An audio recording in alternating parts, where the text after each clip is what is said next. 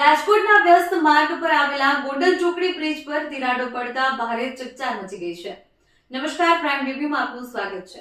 અંદાજે 90 કરોડના ખર્ચે બનેલો આ બ્રિજ થોડા જ સમયમાં જોખમી હાલતમાં પહોંચી જતા નાગરિકોમાં ભય અને ગુસ્સો ફેલાયેલો છે. તિરાડો સ્પષ્ટ બતાવે છે કે નિર્માણ દરમિયાન ગુણવત્તાનો ગંભીર અભાવ રહ્યો છે.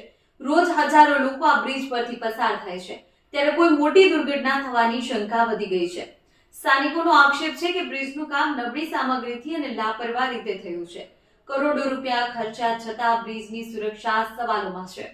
મુખ્ય પ્રશ્ન એ છે કે આ બેદરકારી માટે જવાબદાર કોણ? કોન્ટ્રાક્ટર કે ઇજનેરો કે તપાસ વગર મંજૂરી આપનારા અધિકારીઓ?